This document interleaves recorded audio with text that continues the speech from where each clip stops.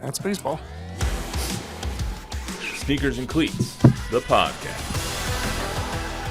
Welcome back to the Sneakers and Cleats podcast. It is Monday, March 3rd. This is episode 176. Don Harris, Chuck Miketinac, Matt Roy, Javier, Robert, Bob. I say Robert because in my phone you're Robert. They need to change that. It's Bob. Agreed. It's Cyber Bob. Anyway. It's just cyber in my phone. Cyber. Well, every time I change it, we have that cloud thing with all of our work phones, so it changes back to Robert. So every time I change it, gets can I messed steal up. this podcast by telling you that I dropped my phone in the toilet this morning? In the toilet? In the toilet? In the toilet. One of my favorite comedy bits of all time. Before or after? Way before. Okay. Oh, okay. I was walking in, How did you? took it out of my pocket, And it It slipped? like jumped out of your hand? and it was like, Well, at least it was before. Did you put it in rice right away? it was like I grabbed it, took the cover off of it, dried it off real quick. It's working fine. Okay. Well, at least you didn't go to the bathroom on top. That probably would have killed That's a it. victory.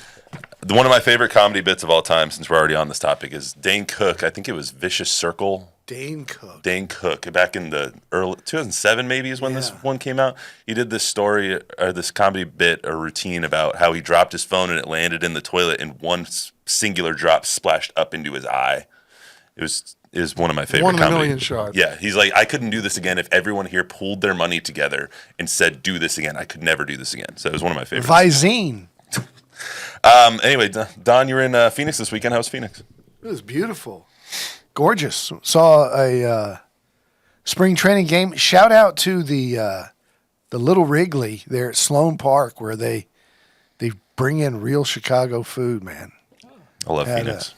A real Polish Chicago style dog with the tomato and the peppers and the pickle. You didn't get any sand on it? No, sand blew through late. It was a gorgeous day. I don't know. I think we buried the lead here that Don was at a spring training game A, but B was at a spring training game late, even after all the regulars were. Seventh playing. inning, Don Harris stayed around for a I'm gonna spring need training a game. urine specimen. Speaking of toilets, Did you take over Don's body? Yeah, right. I left when the sandstorm blew in, and little known fact, Mrs. Harris loves baseball. And as much as our kids were basketball people, she grew up at Big Red Machine in Dayton, Ohio in the 70s with Pete Rose and Johnny Bench, and her parents took them to Reds games all the time, and she loves a hot dog and a beer and a baseball game. We enjoyed it. Yeah, nothing better than the hot dog and a beer at a baseball game. I went to a Rangers game last year, and it was $2 hot dog night, and I might have indulged in a few too many hot dogs. But anyway, got a lot going on today. We got the Spurs and Cowboys to cover. As a reminder, as always, subscribe to the YouTube channel, both News 4, Fox SA. Download, rate, review the podcast version. It helps us out a lot wherever you get your podcasts. Spurs finally back at home after the long rodeo road trip in which they went 4-8 on after that last second game winner from De'Aaron Fox on Saturday. Led them to 4-8, and yes, I am including the Austin games in those. A lot of intriguing storylines came out of last night's game, though, against the Thunder, in which it was 146-132, high-scoring affair. Wemby back on the sidelines with his team in the Frostbank Center. Stephon Castle, even though I misspelled it on the sheet, Stephon Castle, one of his best days as a pro, underscoring his growth so far, especially seeing him on the court with SGA, who he is often compared to by this man sitting right next to me. And De'Aaron Fox, his 12th game as a Spur, but his first game at home as a Spur. So talk about all that. Plus the Cowboys Combine week has come and gone. What did we learn from the Cowboys? And plus we heard from Dak Prescott last week, who says he will be back for the start of the regular season, even with that hamstring avulsion that he suffered. So we'll get into the Spurs first here. No trivia today.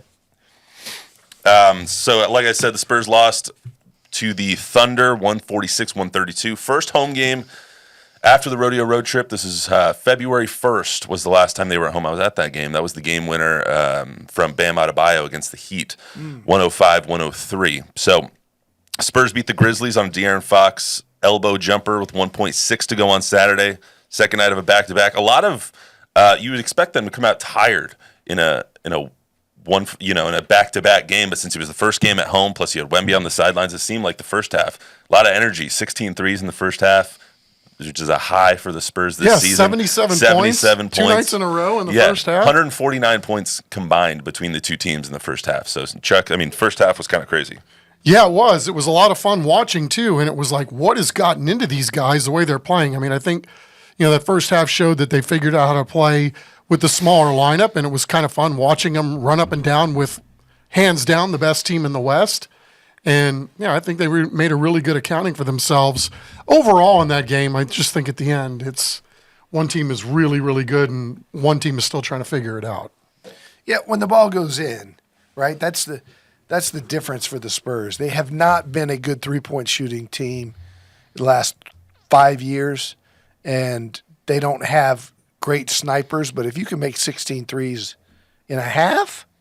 Well, and the difference was they only had 2 in the second half. So yeah, I mean that's going to keep you in the game. Yeah, I mean one thing I want to touch on first is before the game, Wemby walks out. They show it on the broadcast and all that stuff, and the energy inside the building completely changes when you see Victor on the sidelines. It's the first time we've really seen him, besides him being spotted at the antique store a couple days after the diagnosis with those 3 older ladies that were at the antique store, which was a funny picture. But this is the first time we've seen him on the sidelines of a game since the diagnosis, probably because they were on the road and he can't really fly right now because of the DVT and the blood thinners. But this is what the guys said after the game about Wemby being on the sidelines and the energy that kind of brought to them. I mean, if he could fly, like he would. He wants to be around. He wants to still support his teammates, obviously, doing the limited things that he's able to do. But when you have someone who's like that, and everybody call him a generational talent, and what he's really able to do on the court, but just being able to be around him and see the type of person that he is, and that he truly wants everybody around him to succeed. I mean, he's just a blessing to be around, and just a great energy to be around. Yeah, that's just the kind of person he is. I mean, he's not doing that for cameras or views or anything. That's just how he is. He was at our practice the other day, so that doesn't really surprise me. What does that say about Wemby? Can't play right now, and it's honestly I feel for him because it's the thing that he's trained for the last 16 years to be in the NBA and be the player that he has become and is becoming, and now he can't play. So, but he still wants to be around the guys. Don, what's that say about him? Well, we've known this about Wemby from day one, right, about just who he is as a human being. But I think that's not atypical from a Spur, a Tim Duncan, a Manu Ginobili, a Tony Parker. When they were injured, they wanted to be around the team. The exception, of course, was Kawhi Leonard, who didn't want to be around the team. But I think most stars, most players stay involved. They may not travel. They may not go to every game, even home games, but they're around. They go to practices. They go to locker rooms. They're still trying to lift their teammates up, and they're still getting their treatments, so they're usually in the building. So I don't think it's an exceptional thing, but it's predictable with Wemby because he loves his team. He's a team guy first, and he knows they're building something here, and Fox is new, and Castle is coming on, and so he wants to be in that mix. Also, I mean, like Chuck, I can't imagine how difficult it is for him to be like physically okay, except for the DVT, and like your legs are fine. It's not like he broke his leg, where you can't go out there and compete. Even now, I'm sure Wemby thinks and knows he can go out there and compete, but he just can't. Right. I think it's like anything else, right? If you have any kind of a setback, whether it's, a physical injury or something that he's going through, there's going to be some value being around the team in another capacity, right? You can learn maybe a little more about your teammates during this time. You can also see what the coaching staff is doing, how they're going about their business.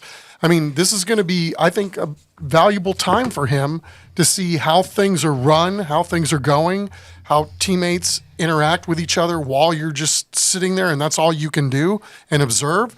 So I think there's a lot to be gained from this time too, even though obviously he's been shut down for the rest of the year. Yeah, and as much as it sucks for him, it might actually be a good thing too. You remember last year he went from the French season to the NBA season, into the Olympic season, back into the NBA season, taking a month and a half off and then going into summer, which they're obviously not going to probably be in the playoffs, barring some huge turnaround. That might actually be good for him and his body and to mentally reset. as well. Yeah, has he made a decision on Eurobasket? I'm sure he's out. I'm not sure. I would assume. I mean, I would assume he's out. I would assume he's out with the DVT. But if he's not going to play the rest of the regular season, Now then I would that assume- thing, to clarify, that thing, you can fly soon after you start the blood thinners, and it goes away fairly quickly. The difference is you have to stay on the blood thinners for anywhere from 3 to 6 months, and there's a danger of bleeding. That's why you can't have contact. But like, if he had to fly today to go somewhere, he could. But you just don't want to do it often. Yeah, I mean, being on the blood thinners just means that his blood doesn't clot as easily. So when you get hit and you have a bruise, it's not going to clot as easily. If you have a cut, it's not going to close as quickly. So it's, that's the You play and you get issue elbowed there. in the nose, look out. Yeah. And there's scarring too. And I think to Don's point, I mean, 6 months is 6 months. So that would, I would assume, wipe out any chance to play this summer. I would be shocked if he did at this point. Yeah, absolutely. I want to talk about Stephon Castle as well. So during the game, obviously, they score 77 in the first half. Ends up they score 132, which usually is enough to win a game, but not when you don't play any defense whatsoever. The Thunder scored 146, but the silver lining in all of this was Stephon Castle played 32 minutes, scored 32 points, and is just kind of putting together another one of those games where you're like, yeah, you know, he's that guy. After hitting kind of a rookie wall there for about a week and a half where he's really struggled, the fact that he's bounced back, whatever message was sent, and remember Mitch Johnson sent a message and said it at the podium. Why'd you take Stephon Castle out? We needed some solid basketball. It was after he turned it over. Yeah, we talked about that on Thursday. We loved that move. Yeah, it was just like kind of smacking a rookie the old school way, and it says a lot about his character to bounce back and play the way he played. He had some of his best highlights of the year last night. Yeah, 30. I mean, it's been a pretty darn good week for him since that game. I mean, absolutely. You're right. Message obviously received because he's been spectacular these last 3 games. Yeah, he had 4 turnovers, but they weren't super egregious bad turnovers like he had in the first half of that game that he did get benched. Yeah, in. I mean, it's just the whole body of work, right? I mean, again, if you use the plus minus as the fail safe, his plus minus has been ridiculously good compared to teammates the last 3 games. Yeah, and to that point, yesterday, I think the entire starting fives plus minus was minus 20 or more. But when him and Jeremy were on the floor, it was 0. It was net. I mean, it was the best plus minus on the team yesterday in the 14-point loss. So let's hear from De'Aaron Fox, Mitch Johnson, and Steph Castle himself on the game last night. Like, you don't realize how tall and how big he is until, like, you really are next to him all the time. And, I mean, the way that he plays, like, he's still learning the game, but he's so talented. He's so athletic. And I tell people all the time, like, you get length, you get athleticism, you go figure it out. You know, even if you don't know what you're out there, even if you don't know what you're supposed to be doing out there, when you're that gifted, you go figure it out. And I think right now, like, he's doing that. But, you know, playing with CP for the year and, you know, me coming in, he's continuing to learn. And, I mean, I think he's going to be a hell of a player in this league. Yeah, I think he was aggressive. Thought he was aggressive. I thought he tried to influence the game in a lot of aspects. He's been challenged to rebound. He had 8 of them tonight, 4 offensively. He had 7 free throws, and he was aggressive in a lot of aspects, which is what we want to see from him. I mean, the scoring and stuff is cool, but I mean, we still want to win. So, I mean, yeah, it doesn't really mean that much to me, honestly. The last one I just added in there so we could hear from him himself. Obviously, he's not going to say, yeah, I played great. The rest of my team played like crap when he goes up there. But 32 points, 8 rebounds, being challenged by his head coach is something that his head coach there, Mitch Johnson, referenced. And I think, as we've said, he's responded in the right way. Kid's going to be an amazing player. The huge difference between playing 20 minutes and playing 32 minutes. And I think now that they see where this season's headed, I think you'll continue to see him play big minutes. It's about development going forward. You'll see, I think, less minutes from others and more minutes from him. And that's the way it should be.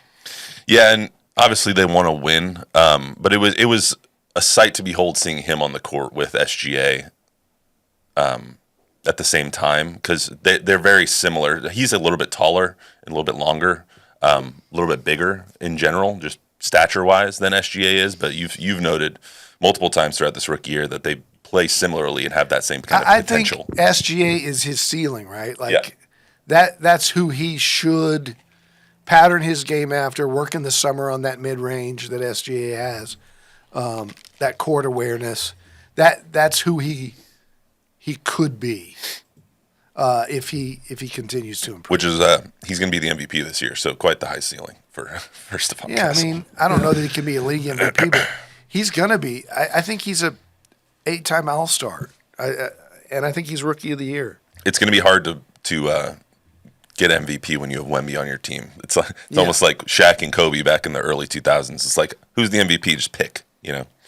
I want to get to Fox playing his first home game too. So De'Aaron Fox played his first home game in any uniform since January 22nd last night. That's a month and a half, basically, more or less, on the road for a guy who was tasked with coming in and helping this team get into a play-in tournament, playoff spot. So that's obviously not going the way they want with the DVT and the pop stuff and all that. But it's just it's insane to me to think that you can get traded to a team and literally not play in front of the home fans for a month.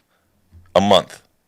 He didn't even know what the rodeo road trip was until he got to San Antonio. So, I mean, Chuck, what does that say about him, his character, and what he's been dealing with over the last month and a half? Yeah, I mean, I think we talked about this the other day too. I mean, the thing that impresses me most is this guy's going to need surgery on his hand, and he's out there every night, and it's a shooting hand too. So we'll give him some grace if he can't find his mark on some nights. So yeah, I mean, he's easy to listen to.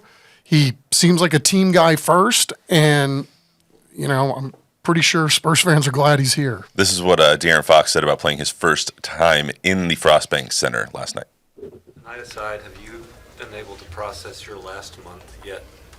Not really. It's funny, we were talking about it, and obviously we had the 2 games in Austin, but like I hadn't had a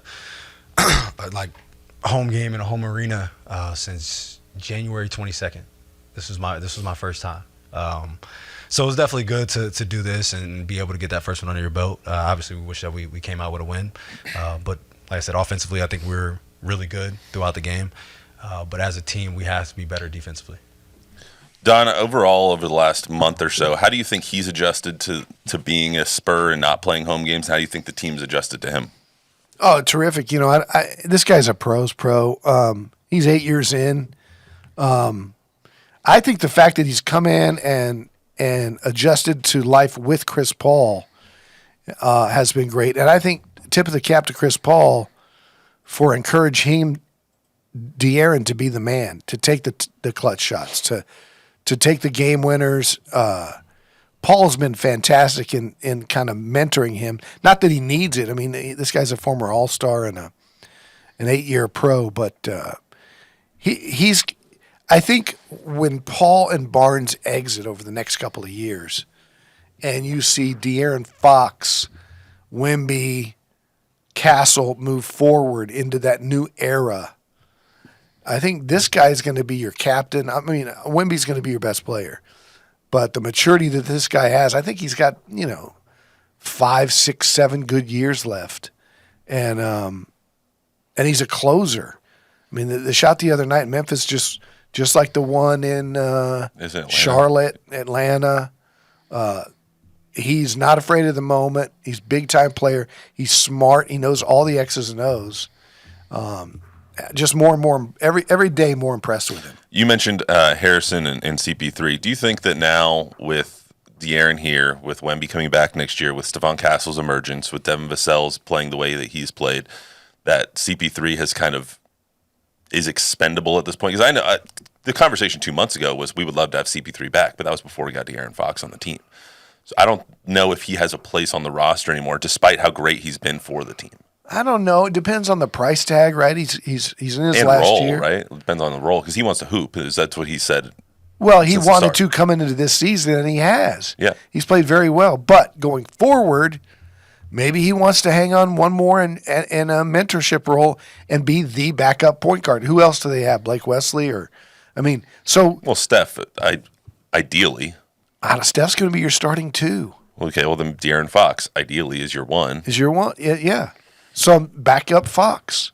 That's what I'm saying, as the backup to Fox. Well, I mean, with him, Steph, Devin, those three would kind of, you can move Devin to the 2, move Steph to the 1. When De'Aaron Fox goes to the bench, you kind of alternate with those things. I see it as being Fox at the 1, Castle at the 2, Vassell at the 3. And Jeremy at the 4 and Wemby at the 5. Yeah. And I see Chris Paul could give you some. The way he's played this year, I think has shown he could play one more if he wanted to. It wouldn't be at $11 million a year. Personally, I think Harrison Barnes has more of a future on this team than CP3 does. That's fair. I mean, the way that Harrison has come in, and I think he's done a lot. But he's for the got culture. another year left on his deal. Yeah, he's got another year left. He knows De'Aaron. He's played with De'Aaron before. Kind of those two have that continuity. And last night after the game, Mitch Johnson said, like, on the defensive side, it's 5 guys trying to work in tandem who haven't really worked together before. Harrison and De'Aaron have that. De'Aaron doesn't have that with anybody else on the roster right now. So when you're working defensively, it has to be so difficult knowing, like, maybe Steph and Devin know exactly where each other's going to be, but you don't know exactly where De'Aaron's going to be right then. So, I mean, when you're trying to integrate somebody new, it doesn't always explode like they wanted it to. Yeah, it's just a pleasure watching Harrison Barnes, though, go about his business, right? I mean, again, the guy just always makes the right play. He's always there when you need him, makes big shots.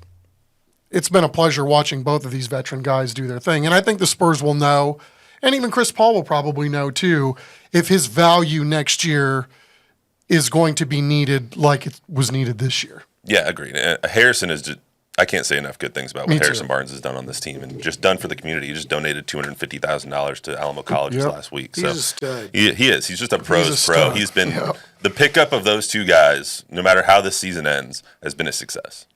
Roger that. Let's get to the Cowboys here for a second. The NFL Draft Combine was last week.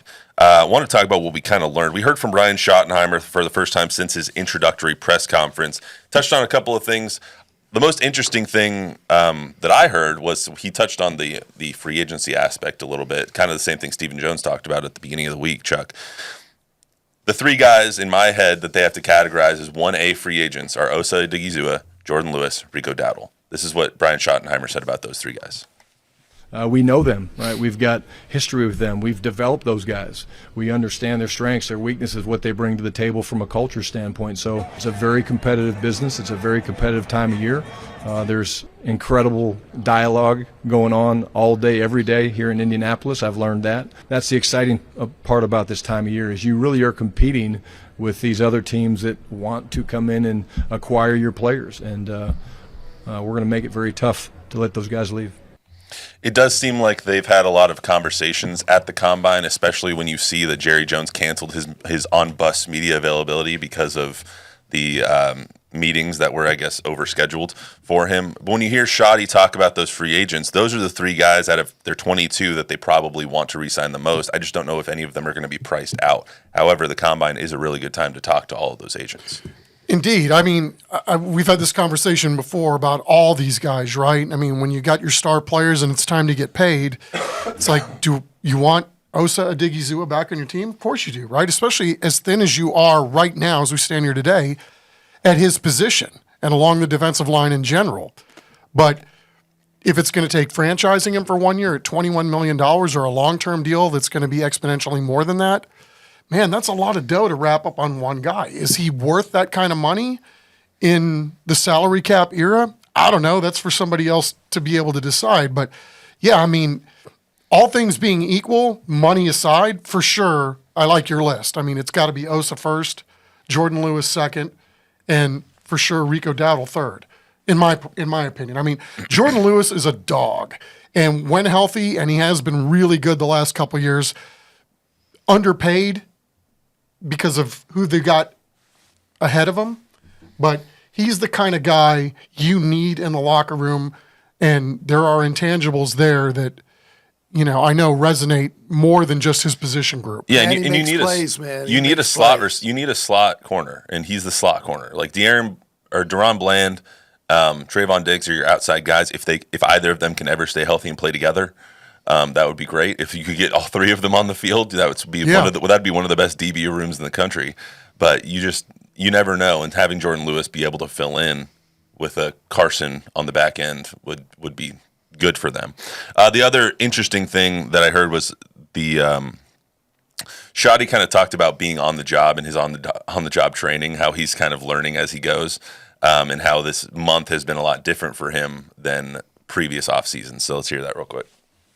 You know, you go to sleep at night, you have a pretty good plan of what the next day is going to bring, and you wake up and there's certainly things that you anticipated, but wake up in the middle of the night and you're like, okay, I got to do this. I didn't think about that. So even being in it for 25 years, there's things that pop up that you're just kind of like, wow, I hadn't thought about that. So I'd say the other head coaches have been amazing. They've reached out to me. They've been awesome as sounding boards, and the staffing was probably the most difficult part, but also the most enjoyable part. Anyway, he is kind of doing things differently. He made sure that all of his assistants, no matter who they were in Indianapolis a week before the combine, so that everyone could go to every meeting, everyone could go to every workout that they needed to go to. So the way that he's doing things differently, I think, is eye-opening, but also still a little skeptical of, does he know exactly what's going on? Does he know what being a head coach really entails? Obviously not. Wait till Jerry sees that expense report. Yeah, I mean, Shoddy's going to be called into the office. I don't think Jerry cares because he pays someone to drive a bus up there. No one else drives a freaking bus up to the combine. I don't know. Jerry's making those guys room together, man. Did you see that? The players report, you know, when the Patriots were complaining about the owner and the Jets was the worst owner. Yeah. One of the things is the Cowboys players complained about, besides the weight room and the training staff, was some of these younger guys have to don't get their own hotel room on road trips. Yeah, I think they'll be fine. Yeah, for one night. Yeah. When you're there on a business trip. Is that a scare or a fear at all for Shoddy, that he's still learning on the job as he goes? And that's that was kind of what we talked about when this all started, was like, they're not getting someone with head coaching experience. So while they're trying to win, in theory, he is going to be trying to win, but he's still going to be learning a lot as he goes through this process. Yeah, I mean, and I think you lose a lot of corporate knowledge. I mean, with McCarthy and the way everything seems so structured, right? This is probably going to be a little different or a little more nuanced, and I think it's pretty smart. I mean, the more guys you have in the room that are listening to certain things, you know, and everybody uses their own filter with how messaging is received. So I think it's probably wise at this point. Have as many people as you can in on the information, and then that way, you know, when it comes down to getting down, the guy that has to make the decision makes the decision. It's going to be interesting to see how these decisions get made and who has input on these decisions. What input does Brian Schottenheimer have on who they're going to be drafting? Because Mike McCarthy was very hands-on in that process over the last couple of years, especially after the first two seasons. You see him in the room when they're doing their draft war room. You see him helping and giving input on decisions, even though he doesn't make the final call on who they draft. I'll be interested to see how much input Schottenheimer has on exactly who they draft. Well, I mean, I think they do this as a team, right, or as an organization. I mean, McCarthy talked about that. He had way more input on who was getting drafted than he ever had in Green Bay. So I think that's just a luxury that the Cowboys organization affords their coaches. Yeah, you watch those war rooms, it's McClay, McCarthy, the scouts. They'll single out one scout for that position. Yeah, who had that area. And he'll talk. They'll say, blah, blah, blah. Steven will weigh in, and then Jerry makes the call. But Jerry, it looks like, everybody agree, you guys all think it should be this guy? Then I'm not going to overrule you, right? Except for when it got to the fight, but for Johnny Manziel or Zach Martin, and Steven won. Speaking of Zach Martin, good choice. Given his retirement speech on Wednesday, so that's a end of an era for the Cowboys. Speaking of end of an era, too, before we get out of here, tip of the cap to Jimmy Johnson. Announced his retirement from Fox Sports after 31 years with them. So, you care to share the story that you shared with us before we cracked open the microphones? I thought it was a good one. I don't actually. No. Okay. I'll leave that one with me. You have a Jimmy Johnson story? I have a Jimmy Johnson story. I used to be a travel runner for Fox. So I did all of the grunt work between Chris. I was on the sidelines with Aaron Andrews and Chris Myers and all that stuff when I was in college. But I have a Jimmy Johnson story that I will not share. Was Jimmy nice to you? Jimmy was great. Okay. It was just, stuff that they did in the green room. No, he was nice. Howie was nice. I thought the Glazer was a little bit jerky, but I don't know. That might just be a short guy thing. Wow. Okay. Love maybe. you, Jay. Anyway, that's all we got for you today. Anything you want to chime in on there, Bob? Tom Guerrero is in the house. Shout out Tom Guerrero. That's all I got. That's all you got? All right. Bob's over there thinking about Myles Garrett still requesting a trade. I told him a little Myles Garrett news before we came out here. Factory of sadness. That's all we got for today on the Sneakers and Cleats podcast. Remember, download, rate, reviews, subscribe, give us a 5-star rating, tell a friend, tell an enemy. We'll be back on Thursday with more. See you then.